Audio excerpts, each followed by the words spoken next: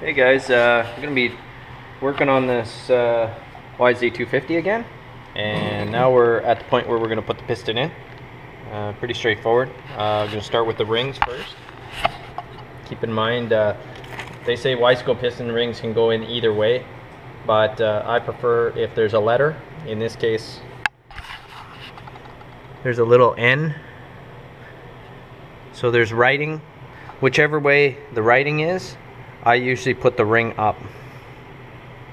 So the thing I've always done. So some pistons though, you have to clarify with them if they're SPI or they're like an Arctic Cat piston. You have to clarify exactly you know, which way the rings go, because some do. It does matter if you have it this way or that way. And if you have it the wrong way, it's not going to get the proper compression or potentially damage your engine, right?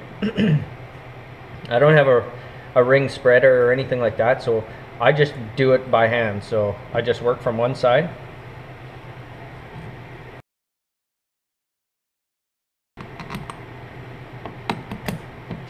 Once it's slipped over into the first groove, I then move it down.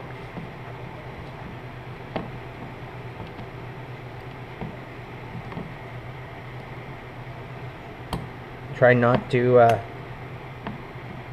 bend the rings or put extra force on them.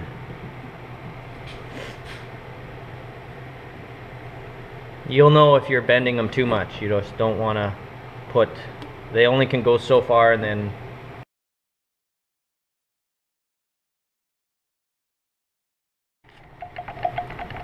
so what I did was I basically slid it over, run the ring around, and then popped it down, and it went quite nicely. Didn't overstretch it. There's a little tiny scratch marks, but that's just cosmetic. That's nothing to worry about. Again, if you look here, you can see the letters facing up, pistons facing up.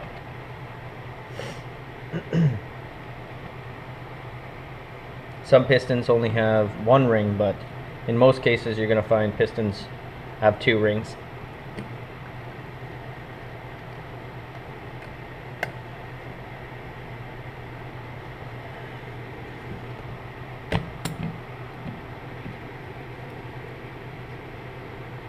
That's pretty much it. We'll start with the rings. Okay, so now we got the rings on, and we're gonna put the piston on the rod. It's gonna slip inside there. There's an arrow which tells you that the piston needs to be facing out the exhaust port, so you always have it that way. If you don't have it that way, let's say you had it this way, what would happen is your rings right here would catch on the exhaust port, and that would wreck the motor. So always make sure the little arrow points out towards the exhaust. If there's no arrow, you might have to look into it, but in most cases your rings, the gaps on your rings will point towards your intake, never your exhaust. I've never seen them point towards the exhaust. So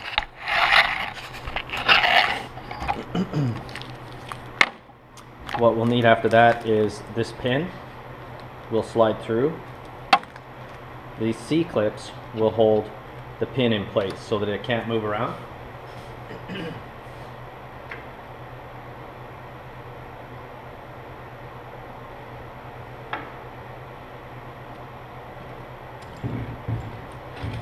Last but not least, we'll need this. And it's slipping my mind as to the name of this. Pin bearing or ring bearing. I can't recall. But this basically slides onto this, goes in the middle, and it ends up basically like that. And then it rotates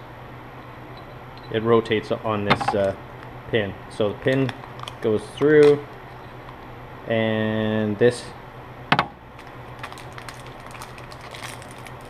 just show you guys.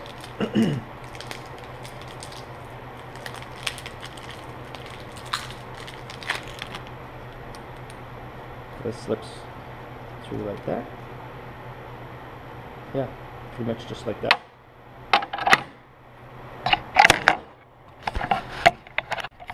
Okay, let's go ahead and get you set up here so you can kind of see what's going on.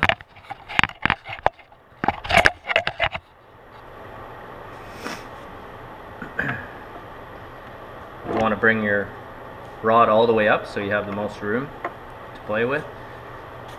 Okay, make sure you're putting your piston on in the right direction. So again, you got to follow the arrow. Arrow points out to the exhaust. And before we actually put it together, I make a point of pushing in that first C-clip.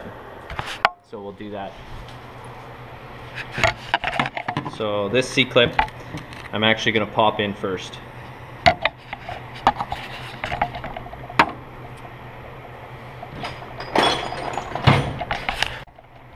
So just like that.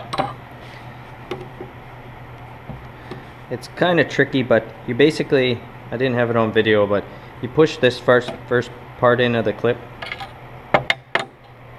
which is this part here. You push it so it's touching there. Then you fold this guy in and put a little bit of pressure, and then it'll pop in. Once it pops in, you'll see right here, it'll pop right into that groove. Here's the groove on the other side.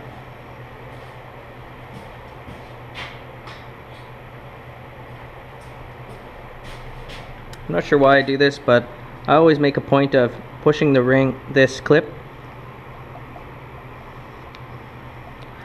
so that the position of this is about halfway up the rod, or halfway to where the pin would sit. So I'm going to push a little bit more. So now if you look, that C-clip is about halfway, a little bit higher, but I've always made a point of doing it that way. So why stop now? We'll get you guys positioned in here again.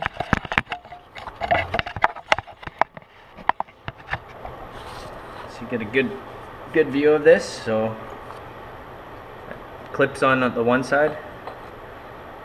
Bring it down.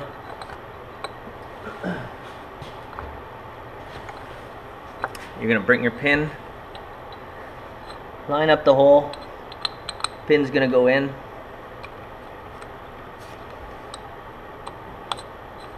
Should go in fairly easy. So if it's not going in, then you're binding or something. Not putting it in right. So there we go.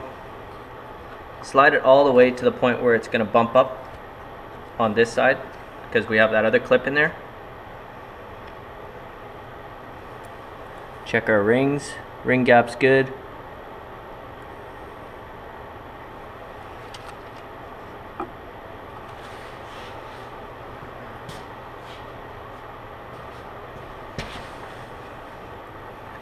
Going to put the other C-clip back in.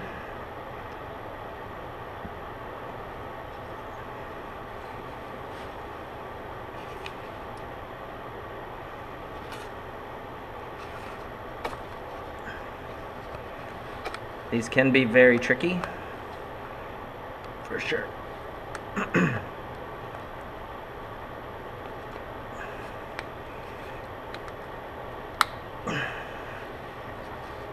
Once you just get it over, then you're fine. You might need a pick or something just to push it that last bit. Here we go. Now I'm gonna push the clip again.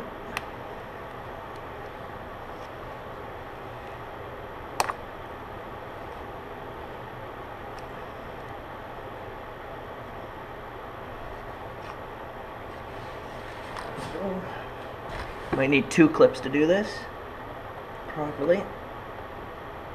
Alright, we're good. Just make sure that clip is seated in there. Seated in there properly. It looks good.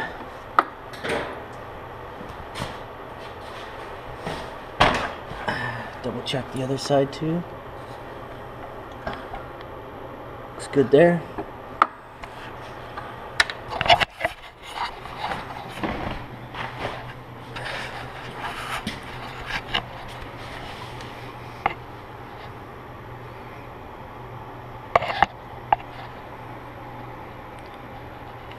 Okay, we look to be rolling here. Okay, so now we're gonna put the gasket on. Make sure you clean the base here. Clean it all up good. This one has already been cleaned up.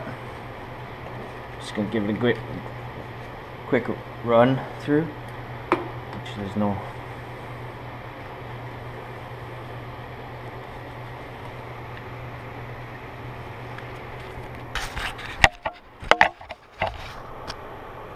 Okay, it only goes one way, and the way I know is that we have our coolant port, and the coolant port has to match up. I mean, if you put it on wrong, you're gonna know nothing's gonna really look like it lines up. So just gently put this on, and here's where that coolant port is. You can see here too that on this side there's 2 little.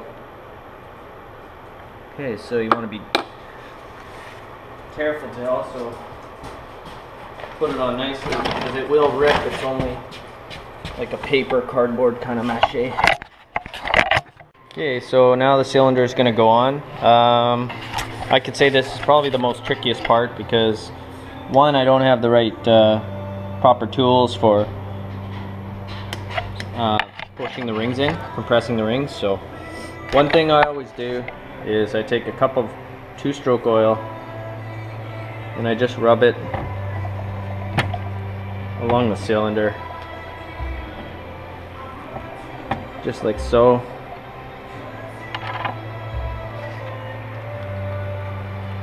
Doesn't have to be real thick or anything.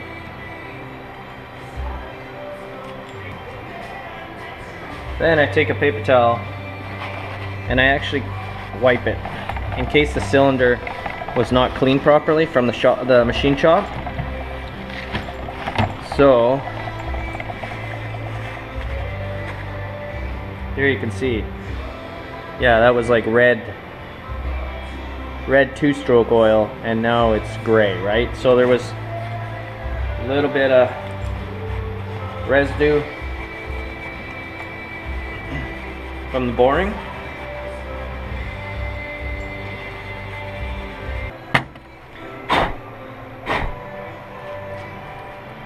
Okay, and I'll do the same thing again.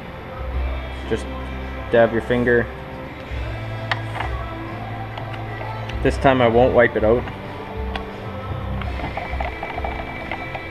Everybody has their own ways of doing this stuff, but for me, I've always done it this way. It's kind of I've rebuilt lots of engines in the past, so I've never had them ever kind of come back on me, so started as a hobby and then just progressed from there. But I enjoy doing it, so